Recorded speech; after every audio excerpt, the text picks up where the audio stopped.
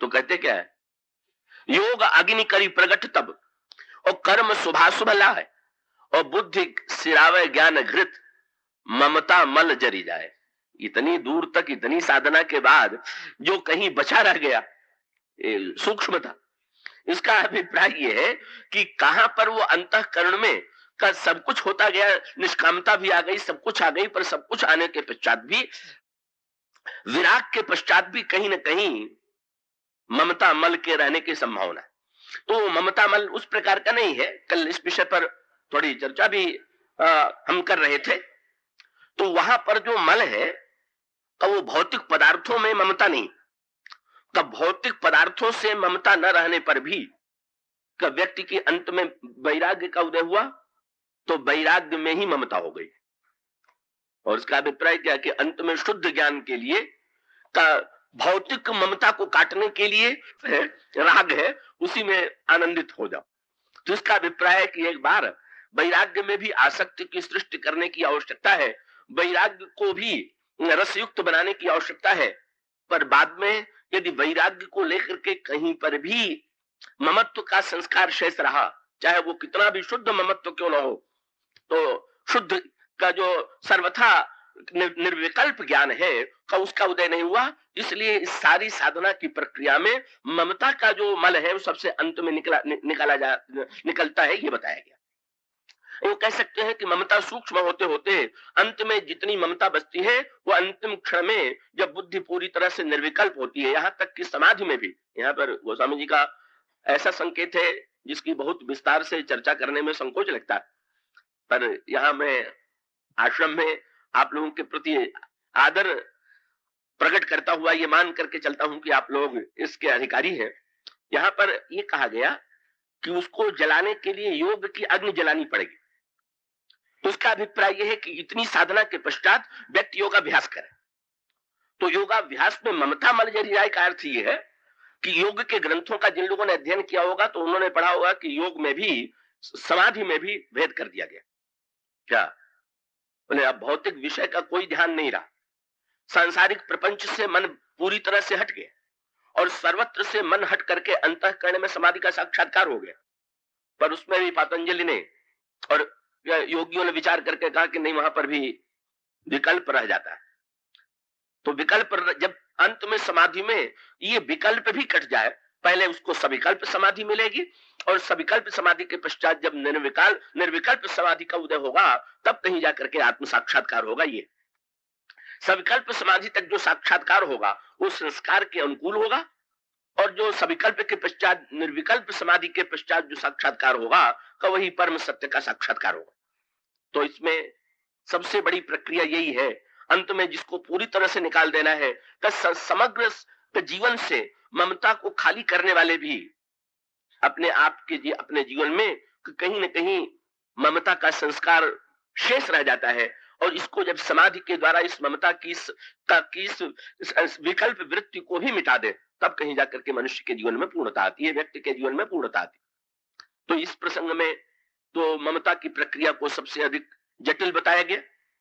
तो ममता रात्रि है, ममता बंधन है, ममता मल है। और एक प्रसंग में गोस्वामी जी कहते हैं कि जहां पर दोषों की गणना करते हैं वहां पर ये बताते हैं कि कौन सा दोष आता है तो व्यक्ति कैसा बन जाता है। तो वहां पर ये कहा गया, तो गरुड़ जी ने कहा कि मुझे मोह हो गया। तो काकभूषण जी ने कहा कि आपको मोह हो गया तो कोई आश्चर्य की बात थोड़ी है। क्यों? बोले, तुम निज मोह कही खग साई, सो कछु नहीं आचरज गोसाई। फिर जिन जिन दोषों के द्वारा जो हमारे आपके जीवन पर प्रभाव पड़ता है उसका वर्णन करते हुए कहा गया, मोह, ये मोह क्या करता है? बोले, मोह न अंध कीन केही केही। मोह जब आता है तो व्यक्ति को अंधा बना देता है, और जब काम आता है तो क्या करता है? बोले, मोह न अंध कीन केही केही, और को जग काम नचाओ न जेही। काम जब आता है जीवन में तो वो व्यक्ति को नचाने लगता है। इसीलिए तो नारद ने जब ये कहा कि महाराज मुझे सुंदर बना दीजिए, तो प्रभु ने सोचा कि इन्हें सुंदर बना दे कि बंदर बना दे। तब उन्होंने दूरदृष्टि से देखा कि अगर अभी सुंदर बना देंगे तो जीवन भर बंदर बन के नाचेगा, और अगर अभी बंदर बना देंगे तो जीवन भर सुंदर रहेगा। तो घंटे 2 घंटे के लिए सुंदर बना करके बेचारों को जीवन भर के लिए बंदर बना दे। बंदर बना देने का अर्थ क्या? विवाह कहीं अगर हो जाता नारद जी महाराज का, और गोस्वामी जी कहते को जग काम नचाओ न जेही, और व्यंग करते हुए कलिधर में कहते हैं नारी विवश नर सकल गोसाई, नाचे ही नट मरकट की नहीं। तो बेचारे जीवन भर नाचते फिरते, इसके स्थान पर भगवान ने कहा चलो अब तो नाचने से छुट्टी मिली ना, तो तुम अब बंदर, नारद ने कहा कि महाराज आपने बंदर बनाया। भगवान ने कहा रे भाई तुम काम के बंदर बनने वाले थे, मैंने अपना बंदर बना लिया, तो अब तुम्हारा अगर नाचना भी होगा तो मेरे संकेत पर ना नाचोगे। तो भक्त का तो लक्षण यही है कि जो नाचना ही है तो भगवान के संकेत पर नाचे। तो काम की प्रवृत्ति यह है कि वो व्यक्ति को नचाता है। मोह न अंध कीन कही को जग काम नचाओ न देही, कत्ति तृष्णा कही न कीन बहुराहा। इन सब की हम अलग अलग व्याख्या नहीं कर सकते। कही कर हृदय क्रोध नहीं दाहा, ज्ञानी तापस सूर कवि कोविद गुण आगार। बड़ी बड़ी लंबी सूची दी गई। ज्ञानी, तापस, सूर, कवि, कोविद, गुण, आगार। लेकिन कितना क्या हुआ? बोले कही के लोभ विडंबना कीन नहीं ही संसार। ये लोभ की विडंबना बड़े से बड़े गुणवान व्यक्ति का भी पीछा नहीं छोड़ती है। लोभ की विडंबना में व्यक्ति पड़ा हुआ है। गोस्वामी जी का बड़ा प्रसिद्ध है। गोस्वामी जी से पूछा गया कि महाराज वेद पुराणों के अध्ययन से व्यक्ति जो है शाश्वत शांति पालेगा कि नहीं? उन्होंने लोभ पर व्यंग करते हुए कहा, बोले वेद पुराण अनेक पढ़े बिगड़े सब पेट उपायन में, निशिभोर भ्रमत चहु और फिरत नित बातन की चतुरायन में। और दिन रात खुशामद पाजिन की, संतों की भाषा है, क्या उसमें दिन रात खुशामद पाजिन की अपनों परलोक नसायन में, तुलसी न कहूं आराम लखो आराम है राम के पायन में। का एकमात्र इसका अभिप्राय है कही कह लोभ विडंबना, ज्ञानी तापस सूर कवि कोविद गुण आगार। कही कह लोभ विडंबना कीन यही संसार, गुण कृत सन्निपात नहीं केही। यहाँ पर वही कहा गया, त्रिविध गुणजन सन्निपात की चर्चा यहाँ पर भी वहां पर भी है। गुणकृत सन्निपात नहीं केही और को न मान मद तजु निवेही। क्या संकेत ये किया गया कि दो प्रकार के सन्निपात रावण के जीवन में काम क्रोध लोभ के द्वारा सन्निपात आया, और नारद के जीवन में काम क्रोध लोभ को जीत लेने के पश्चात सन्निपात आ गया। ये बड़ी विचित्र बात है, बड़ी विचित्र विडंबना। यहाँ पर गुणकृत सन्निपात नहीं कही की ओर संकेत किया गया। उस प्रसंग में गोस्वामी जी ने ममता का स्मरण भी किया। तो ममता का उन्होंने मुख्य संबंध वहां पर भी जो जोड़ा, वो इतने भयानक शब्दों में जैसे अन्य मानसिक दुर्बलताओं के लिए जोड़ा गया उसको नहीं जोड़ा गया, पर उसके कार्य की भयानकता की चर्चा करते हुए कहा कि ममता कही कर जस न नसावा, जौवन ज्वर के ही नहीं बलकावा। जवानी के बुखार से कौन पीड़ित नहीं हो जाता? युवा अवस्था का ज्वर किसको नहीं का ज्वरग्रस्त बना देता है? तो यौवन ज्वर के साथ फिर वो कहते हैं ममता कही कर जस न नसावा। संसार में क्या कोई ऐसा व्यक्ति है कि जिसके जीवन में ममता आई हुई हो, और ममता आती ही है, और ममता आवेगी तो मनुष्य के यश में कलंक लगेगा कि ये कलंक को देने वाली वृत्ति है ये ममता की वृत्ति। और आप इन सारे संदर्भों में मानस के विविध पात्रों पर, चरित्रों पर यदि विचार आप करें, और मानस के पात्रों को ही नहीं, महाभारत के पात्रों को का आप वर्तमान जीवन में आप, हम और आप अपने निकट और स्वयं अपने आप को यदि देखें तो स्पष्ट दिखाई देता है कि हमारी सारी विचार क्षमता, हमारी सारी गुणज्ञता, हमारी सारी श्रेष्ठता, जिस समय हमारे अंतर मन में ममता का उदय होता है, ममता का उस परिणाम होता है कि हम ऐसा पक्षपात करते हैं, और पक्षपात भी वो इतना गलत हो जाता है कि परिणाम होता है कि जब ममता के कारण व्यक्ति का इस प्रकार के पक्षपात की प्रवृत्ति का परिचय देता है, तो श्रेष्ठ व्यक्ति के प्रति भी लोगों के अंतर मन में फिर प्रशंसा की वृत्ति नहीं रह जाती। अगर इस ममता के संदर्भ में ममता कहकर जश्न नशावा की दृष्टि से विचार करना चाहे तो रामायण और महाभारत के दो पात्र ऐसे हैं कि जो बड़े यशस्वी थे, पर बड़े यशस्वी होते हुए भी केवल ममता के कारण दोनों का यश नष्ट हो गया। रामायण में कैकेयी जी और महाभारत में गांधारी। कैकेयी जी के जीवन में उनकी क्या समस्या है? गोस्वामी जी ने एक बड़ी विचित्र बात लिखी है कि कैकेयी जी को लेकर के श्री भरत चित्रकूट गए, श्री राम लौट आए, लंका से लौट आए लंका विजय के पश्चात, और लंका विजय के पश्चात जब लौट करके भी आए तो भगवान श्री राघवेंद्र सबसे पहले कैकेयी जी के भवन में ही गए। प्रभु जाना कैकेयी ले जानी, प्रथम तासु गृह गए भवानी, ताही प्रबोधि बहुत सुख दीना, पुण्य निज भवन गवन हरि कीना। राम राज्य बन गया। लेकिन उसमें एक ऐसी विचित्र बात तुलसीदास जी गीतावली में लिखते हैं, कैकेयी जौलो जियत रही। कैकेयी जी जब तक जीवित रही, भरत जी ने जीवन में कभी उनको मां कह करके नहीं पुकारा। ये वर्णन आता है, बड़ा आश्चर्य होता है। कैकेयी ने श्री राम को प्राप्त कर दिया, कैकेयी ने राम राज्य की स्थापना में सहयोग दिया, भगवान राम ने कैकेयी जी की प्रशंसा किया, लक्ष्मण तो कैकेयी जी के चरणों में बार बार प्रणाम करते हैं, और भरत जैसा उदार सहृदय, और वो जीवन भर अपनी मां को मां कह करके न पुकारे, विचित्र सी बात लगती है। लेकिन ये श्री भरत की भूमिका वैद्य की भूमिका है, जो उन्होंने उस संदर्भ में की जो कैकेयी जी के जीवन में पतन का मुख्य हेतु बना। सीधी सी बात यह है, ये ममता दाद के संदर्भ में बहुधा दाद का गीलेपन से बड़ा संबंध है। जब कोई व्यक्ति का गीला स्थान छोड़ देगा शरीर में, उसको ठीक से सुखावेगा नहीं, तो वहां पर दाद होने की संभावना रहती है। उसका अभिप्राय क्या? ममता का भी गीलेपन से बड़ा संबंध है। शुष्कता मिले तो ममता कम होगी, और आर्द्रता मिलेगी तो ममता बढ़ेगी। ये ममता की प्रकृति। तो अब कैकेयी जी के जीवन में कैकेयी जी यशस्विनी कितनी थी, सर्वश्रेष्ठ सुंदरी के रूप में उनकी सुंदरता की कीर्ति फैली हुई थी, और जितनी सुंदरी थी उतनी ही ओजस्विनी तेजोमयी थी। महाराज श्री दशरथ अगर युद्ध करने के लिए गए तो अन्य रानियां उनके साथ में नहीं थी, पर कैकेयी जी रण क्षेत्र में भी उनका साथ देने के लिए जाती हैं। कितनी तेजोमयी है, कितनी ओजमयी है, और पति के प्रति उनका कितना प्रगाढ़ का अपनत्व है, ये दिखाई देता है।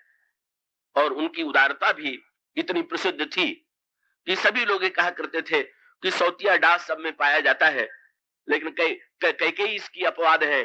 कबहु न किया सवती और ऐसु, प्रीति प्रतीति जान सब देसु। तो कैकेयी जी तो एक साथ स्वभाव के लिए, शील के लिए, शौर्य के लिए, सौंदर्य के लिए यशस्विनी थी। पर सब कुछ क्यों हुआ? अगर एक वस्तु ये मिट गई होती उनके मन से, जिसको नहीं मिटा पाई संस्कार के रूप में, और वो क्या थी? भरत मेरे बेटे हैं, ये बात वो भूल नहीं पाते। श्री राम उनको मां कह करके पुकारते हैं, श्री राम उनको अपनी मां से अधिक सम्मान देते हैं, पर इतना होते हुए भी कैकेयी सोचती है कि अभी तो राम मेरे नकली बेटे हैं, हो तो अगले जन्म में हो। अगले जन्म में कब होंगे? जब मेरे पेट से जन्म लेंगे तो राम। ये कौशल्या जी, कैकेयी जी की परिभाषा थी। कैकेयी ने कहा भी मंथरा से यही कि मैं ब्रह्मा से प्रार्थना करती हूँ कि मेरा अगला जन्म हो तो राम मेरे पुत्र बने। ये कहने का तात्पर्य क्या? श्री राम क्या इसे क्या कैकेयी जी रोज पूजा करती थी, और पूजा करने के बाद उन्होंने नित्य भगवान से प्रार्थना किया कि अगले जन्म में राम मेरे पुत्र बने। क्या कैकेयी जी ने अगला जन्म लिया? और क्या कैकेयी जी के जन्म लेने के पश्चात राम उनके पुत्र बने? और यदि नहीं बने और उन्होंने नहीं जन्म लिया, तो कैकेयी जी की इतनी बड़ी पूजा पाठ, ये सब कहां चला गया? इसका फल क्यों नहीं हुआ?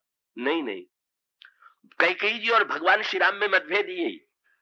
कैकेयी जी कहती है अगला जन्म हो और राम मेरे पुत्र बने, और भगवान राम कहते हैं मां अगर तुम्हारा अगला जन्म हो गया तब तो फिर मेरा ईश्वरत्व किसी काम ना आया। मेरे ईश्वरत्व से सारे संसार को मुक्ति मिल जाए, और तुम्हें मुक्ति न मिले तो मेरे लिए कलंक की बात। और दूसरे, तुम जब कहती हो कि अगले जन्म में राम मेरे बेटे बने, तो तुम्हारा इतना स्नेह है और तुम्हें इतने दिनों तक मैं प्रतीक्षा कराऊं और तब मैं तुम्हारा बेटा बनूं, तो तुम्हारी पूजा का फल इतने वर्षों बाद मिले तो ये तुम्हारी पूजा की सार्थकता नहीं। मुक्ति न मिले तो मेरी सार्थकता नहीं, और अगर तत्काल तुम्हारी पूजा का फल न मिले तो तुम्हारी पूजा की सार्थकता नहीं। इसलिए भगवान राम क्या चाहते हैं कि कैकेयी जी ये समझ ले कि कैकेयी का बेटा मैं। बस ये कैकेयी नहीं समझ पाती है शरीर के प्रति का, शरीर के को केंद्र मान करके विचार करने के कारण, क्योंकि उन्होंने मान लिया कि अभी तो राम हमको मां कह करके पुकारते हैं, ये तो भावना का नाता है, और अभी तो भरत मेरे पेट से जन्म लेने वाला है, भरत मेरा वास्तविक पुत्र है, राम मेरे नकली पुत्र है। कभी कभी मिथ्या और सत्य की बात आती का, भक्तों के भाव राज्य में जो अनेक अनुभूति होती है, कई लोग कहा करते हैं भाव तो कल्पना है, का जो वस्तुतः नेत्र से सबको नहीं दिखाई दे रहा है वो वस्तु वास्तविक नहीं। उसका अभिप्राय शरीर अधिक सत्य है और भाव कम सत्य है या बिल्कुल कल्पित। और भक्त शास्त्र की मान्यता ये है कि हाँ, अब मेरा भ्रम दूर हो गया। कैकेयी जी का भ्रम दूर हो गया। भगवान राम ने तो उसी समय का, जिस समय कैकेयी जी ने बुला करके कहा कि राम, मैंने तुम्हारे पिता से 2 वरदान मांगे हैं, क्या तुम उन वरदानों को पूरा कर सकोगे? भगवान श्री राम ने पूछा, मां तुमने क्या क्या याचना की?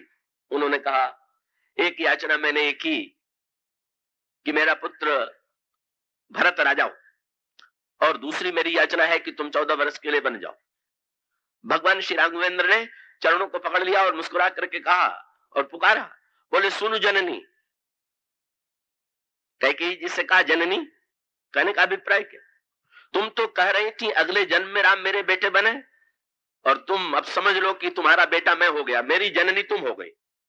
नहीं नहीं, कैकेयी कह सकती है, मेरा बेटा तो भरत। भगवान राम ने कहा, वो तो लौट के आने दो, तब पता चलेगा कि वो बेटा है कि मैं बेटा हूं। अभी जो तुम्हारे मन में भ्रम हो गया है, तुम जो समझ बैठी हो कि तुम भरत की जननी हो। दोनों ने सचमुच, श्री भरत की महानता यही है कि कैकेयी की वो दुर्बलता जो उनका पीछा नहीं छोड़ रही थी, भगवान राम उनको जननी कह करके सावधान कर देते हैं। माँ कह करके नहीं पुकारा, जननी कह करके पुकारा। जो साधारणतः लोग समझते हैं कि माँ और जननी जो है पर्यायवाची है, पर पर्यायवाची शब्दों में भी भावनात्मक अर्थों में अंतर रहता है। तो माँ तो आप किसी महिला को भी जिसके प्रति आदर बुद्धि है, आप सभी को माँ कह करके पुकार सकते हैं, पर जननी सब नहीं। जननी का अर्थ तो यह है कि जिसके पेट से जन्म हुआ, जो जनन करे, वो जननी। तो माँ तो प्रत्येक महिला है, पर जननी तो जिसके पेट से जन्म हुआ वो। तो भगवान श्री राघवेंद्र ने कहा, मेरी जननी तुम हो, और बार बार माँ को सुना रहे हैं। सुनने की मुद्रा में नहीं थी, क्योंकि उस ममता से वो ग्रस्त थी। भगवान राम बार बार कहते हैं, सुनु जननी सोई सुत बड़ भागी, जो पितु मातु चरण अनुरागी, तनय मातु पितु तो सनिहारा, दुर्लभ जननी सकल संसारा, मुनिगण मिलन विशेष बन, सबहि भांति भल मोर, तेहि मह पितु आयुषु बहुरी, सम्मत जननी तोर, आदि में मध्य में अंत में, माँ भूलना मत। तुम मेरी माँ हो, तुम मेरी जननी हो, मेरा जन्म तुम्हारे माध्यम से हुआ है, मैं तुम्हारा बेटा हूं। कैकेयी सोचती है, राम मुझे बुलावा दे रहे हैं, राम इस तरह से हमको मना करके चाहते हैं कि किसी तरह से मैं अपने शब्दों को वापस ले लूं। पर भगवान राम तो जो कह रहे थे वो बिल्कुल समझ करके कह रहे थे। भगवान राम का तात्पर्य क्या था कि माँ कौशल्या जी मेरी कहे कि तुम्हारी जननी तो कौशल्या जी है, तो कौशल्या जी के अंतर मन की विशेषता ये है, कौशल्या जी ज्ञानमयी। कौशल्या ज्ञान शक्ति से, कौशल्या सुमित्रोपासनात्मिका। और ज्ञान की परिभाषा क्या है कि जो अहमता और ममता से शून्य। और कौशल्या जी के चरित्र में दोनों बात है, ना अहमता है और न तो ममता है। उनके अंतःकरण में राम और भरत के प्रति कभी भेद की बुद्धि उत्पन्न हुई ही नहीं। और जब कहीं भेद बुद्धि नहीं है तो ममत्व तो बिना भेद के चल ही नहीं सकता। ममत्व का अर्थ ही है जहां पर दो में से भेद किया जाए कि ये मेरा है और दूसरा पराया। अगर अपना और पराया नहीं है तो ममता नाम की कोई वस्तु नहीं। तो कौशल्या जी के जीवन में अपना और पराया जब नहीं है तो उनके अंतःकरण में ममता का भी प्रश्न नहीं है। पर भगवान राम ने कहा कि मां, आज सिद्ध हो गया कि तुम तो मेरी जननी। क्यों? भगवान राम का तात्पर्य था कि बालक जब बोलने लगता है तब तो उसकी भाषा को प्रत्येक व्यक्ति सुन लेता है कि बालक क्या कह रहा है। पर बालक जब बिल्कुल नहीं बोल पाता तब उसकी आवश्यकताओं की पूर्ति कौन करता है, तब उसकी इच्छाओं की पूर्ति कौन करता है? बोले जो न बोलने वाला बालक है उसकी भाषा को पेट में धारण करने वाली मां ही समझती है। जो इतने वर्षों तक का बालक पेट में रह करके भी मां के द्वारा अपनी आवश्यकताओं की पूर्ति करता रहा, और जन्म के बाद भी जब तक भाषा नहीं है तब तक वो केवल माता पर ही आश्रित है, और मां उसकी प्रत्येक आवश्यकता को समझ लेती है।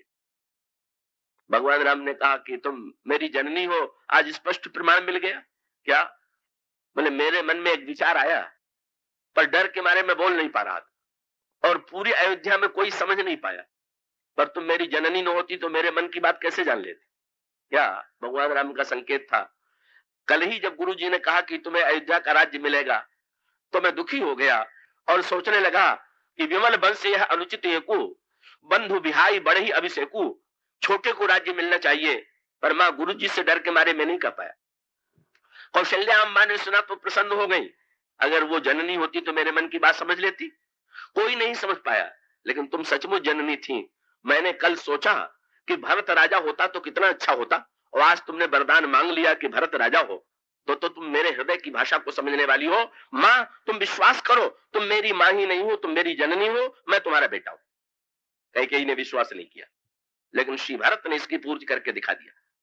श्री भरत जी ने कबो आर्द्र व्यवहार न करके जो शुष्क व्यवहार किया कैकेयी जी से, उस शुष्क व्यवहार का अभिप्राय क्या है कि वे समझ गए कि कैकेयी के अंतःकरण से जब तक ये संस्कार नहीं निकलता कि भरत अगर इनके मन में ये बात न होती तो कुछ न करते, तब तो कैकेयी जी ने जो कुछ किया वो अपने लिए तो किया नहीं।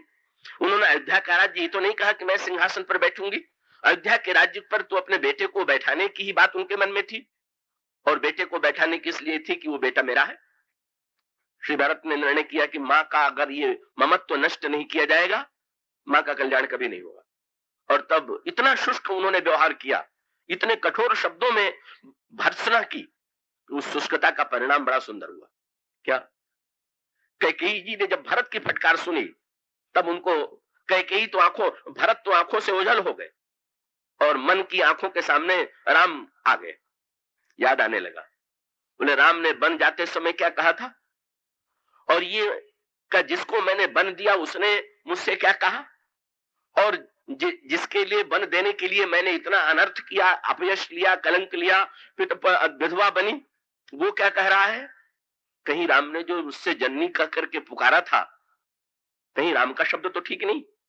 सचमुच भरत मेरा बेटा नहीं का वस्तुतः मैंने पुत्र को पहचानने में भूल की। सचमुच अब संसार में तो मेरा कोई संबंधी नहीं है, पति से परित्यक्ता, समाज से तिरस्कृता, पुत्र के द्वारा संबंध की अस्वीकृति, सब जगह जहां जहां सर्वत्र से उनके नाते टूटे हुए। एक आशा की डोर बंधी हुई थी भरत पर, भरत जी ने उसको कस करके तोड़ दिया, और तोड़ देने के पश्चात श्री भरत सावधान कितने थे भाई। वैद्य जानता है कि पथ्य और कुपथ्य सबके अलग अलग होते हैं। मैं मुझसे जब कोई कभी कहता है कि आप क्या नहीं खाते, और मैं कह देता हूं कि मैं तो मूंग की वस्तु नहीं खाता, तो लोग बड़े आश्चर्यचकित होते। मूंग तो बड़ी हल्की चीज है। मैं कहता हूं भाई मैं क्या करूं, मैं तो मूंग खा लेता हूं तो अस्वस्थ हो जाता हूं, मेरे लिए तो मूंग का पथ्य। आप विचार करके देखिए, श्री भरत ने कैकेयी को मां कह करके फिर जीवन में क्यों नहीं पुकारा। बोले एक बार ममता का संस्कार था तो मां ने इतना अनर्थ किया, फिर भी मैं मां कह करके पुकारूं और फिर से कुपथ्य मां वाला हो जाए और फिर ममता कहीं जग जाए, इसका क्या ठिकाना, कब ये फिर से ममता लौट आवे। और अगर ये ममता लौट आवेगी तो परिणाम ये होगा कि अब फिर मां का कल्याण नहीं होगा। इसलिए निर्णय कर दिया कि मां के जीवन में श्री राम ने भी लंका से लौट करके कैकेयी जी से पूछा, मां मैंने जाते समय तुमसे कहा था कि तुम्हारा बेटा मैं इसी समय हूं, अब तुम्हें विश्वास हुआ कि नहीं। गोस्वामी ने लिखा, ताही प्रबोधि बहुत सुख दीना। कैकेयी जी प्रसन्न हो गई।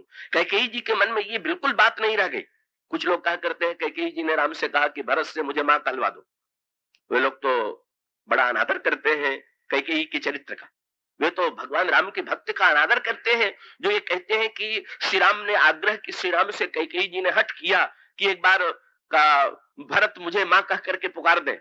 और साथ साथ ये भी कह दिया जाता है कि भगवान राम ने भरत से कह दिया कि तुम मां कह करके पुकारो, पर भरत ने कह दिया कि मैं नहीं पुकारूंगा। तो न इसमें भरत की मर्यादा है, न तो श्री राम के ही अनुरूप है। भगवान श्री राम ने तो भरत से कह दिया। बोले भरत बहुत अच्छा हुआ। क्या बोले सारे भाई भाई का बंटवारा होता है तो बंटवारे में एक बहुत बड़ा लाभ हुआ। क्या का अभी तक तो कैकेयी के बेटे हम दोनों थे, लेकिन अब तुमसे नाता टूट गया, पूरा अधिकार मेरा ही मां पर है और मां का बेटा मैं हूं। हमारे और मां के बीच में तुम तीसरे तो नहीं बनोगे। भरत जी ने कहा नहीं प्रभु, हम यही चाहते हैं कि उनके अंतःकरण में इसी सत्य का साक्षात्कार रहे कि वस्तुतः आपके पुत्र तो एकमात्र का, उनके पुत्र तो श्री राम को छोड़ करके और कुछ नहीं हो सकता। और सचमुच ये ममत्व शून्य स्थिति का ममता के द्वारा ही कैकेयी जी को कलंक लगा, और उनकी उस ममता की वृत्ति को मिटाने के लिए ही भरत ने इतना शुष्क व्यवहार किया, उनके कलंक का प्रक्षालन किया, और अंत में उनके जीवन से जब ममता मिटी तभी उनका कल्याण हुआ। और इसी प्रकार से महाभारत की गांधारी का कैकेयी जी के सम्मान में भी परम पतिव्रता, और उन्होंने तो जीवन में इतनी कीर्ति पाई का स्वयं नेत्र होते हुए भी का उनका विवाह हुआ अंधे पति से, धृतराष्ट्र से, और नेत्र से बढ़ करके कौन सी वस्तु होगी। लेकिन जब उन्होंने देखा कि मेरे पति के पास दृष्टि नहीं है तो उन्होंने आंखों पर पट्टी बांध लिया कि मैं भी अगर पति देव संसार को नहीं देख पाते तो मैं भी नहीं देखूंगी। और दुष्ट रहते हुए उन्होंने देखना बंद कर दिया। सारे संसार में उनकी कीर्ति फैल गई, उनके पातिव्रत की महिमा फैल गई। गांधारी कितनी बड़ी पतिव्रता है, तो फिर ऐसी परिस्थिति में उसकी रक्षा का क्या उपाय। लेकिन गांधारी की ममता यही, मेरा दुर्योधन बेटा का वो नहीं मरेगा, नहीं मरना चाहिए। और दुर्योधन कपड़े उतार करके पहले तो दूसरों के ही कपड़े उतारा करता था, द्रौपदी का कपड़ा उतारना चाहता था, पर इस समय अमर बनने के लिए अपने कपड़े उतार करके जब चलने लगा, नारद जी मिल गए और नारद जी ने पूछ दिया कहां जा रहे हो। तो लज्जा के मारे बेचारा बैठ गया। तो नारद ने कहा जब मेरे सामने इस तरह से तुम्हें लज्जा आ रही है तो गांधारी के सामने कैसे लगेगा। तो एक काम करो ना, कमर में कुछ छोटा सा वस्त्र पहन लो, लेकिन वस्त्र तो थोड़ा धारण कर लो। दुर्योधन को ठीक लगा, थोड़ा वस्त्र धारण करके पहुंच गया। पट्टी हटाई, पतिव्रता गांधारी की दृष्टि पड़ी और सारे शरीर में दुर्योधन वज्र का हो गया, पर कपड़े पर पट्टी बंधी हुई थी। बड़ी विचित्र व्यंग्य की बात, इससे बढ़ के विडंबना क्या होगी। पतिव्रता ने सारे शरीर को वज्र बना दिया, पर एक कपड़े की पट्टी का भेद करके उसकी दृष्टि अमर नहीं बना पाई।